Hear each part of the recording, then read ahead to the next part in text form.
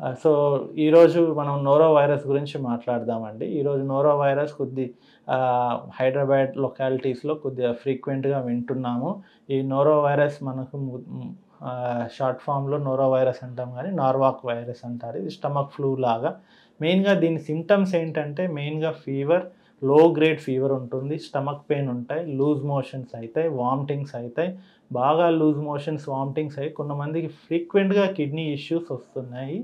కానీ ఇది ఏంటంటే ఇది purely viral infections, viral diarrhoeas.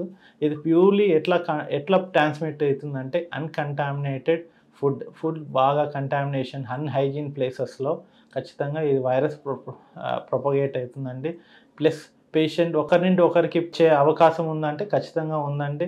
వాళ్ళు యూజ్ చేసిన యుటెన్సిల్స్ గానీ, క్లాత్ మెటీరియల్స్ గానీ మనం టచ్ చేసినా ఒక్కసారి వస్తుందండి.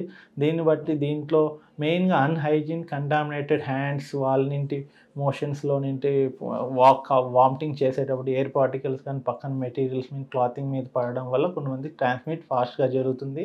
బట్ ఇదేంటంటే మెయిన్ సింప్టమ్స్ ఏంటంటే మెయిన్‌గా ఫీవర్, లో గ్రేడ్ ఫీవర్, మెయిన్‌గా విరోచనాలు, వామిటింగ్, గ్యాస్ట్రోఎంటరైటిస్ అంటారు. But viral gastroenteritis most common cause for viral డయేరియాస్‌లో.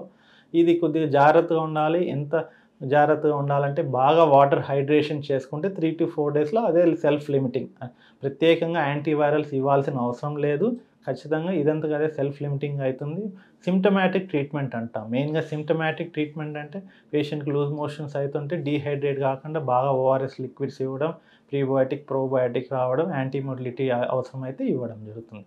దీన్ని ఎలా టెస్ట్ చేస్తారు నోరో వైరస్‌ని జనరల్లీ ఏంటంటే నోరో వైరస్‌కి జనరల్లీ స్టూల్ టెస్ట్‌లో చేస్తారండి. బట్ అంత జనరల్లీ 3-4 డేస్‌లో అయితే ఖచ్చితంగా తక్కువైపోతుంది కాబట్టి మనం నోరో వైరస్ ప్రత్యేకంగా ఏం టెస్ట్ చేయడం. బట్ కొద్దిగా లూజ్ మోషన్స్, వామిటింగ్స్ ఉన్న వాళ్ళలో కొద్దిగా జాగ్రత్తగా యూరిన్ అవుట్‌పుట్ ఏమైనా ఉందా? యూరిన్ అవుట్‌పుట్ తక్కువయిందా? అనేది చూసుకుంటూ ఉంటే మంచిదండి. హైడ్రేషన్ మెయిన్ యాస్పెక్ట్‌లో చూడాలి. అదేవిధంగా దీనికి సెపరేట్‌గా వ్యాక్సిన్ అయితే ఏం లేదు. మన సరౌండింగ్స్‌ని క్లీన్‌గా పెట్టుకోవడం మన మెయిన్ ముఖ్య ఉద్దేశం. ప్లస్ అవర్ హైజీన్ పక్కనోళ్ళకి రాకుండా మన క్లాత్స్ మీద బాగా బాయిల్ చేసి క్లీన్ చేసుకోవడం మంచిది. ఒకరి నుండి ఒకరిని సోకకుండా మన యుటెన్సిల్స్ గానీ, మన క్లాత్ మెటీరియల్స్ గానీ ఎవరు టచ్ చేసుకోకోకుండా ఉంటే ఈ వైరస్ పక్కనోళ్ళకి రాకుండా ఉంటుంది.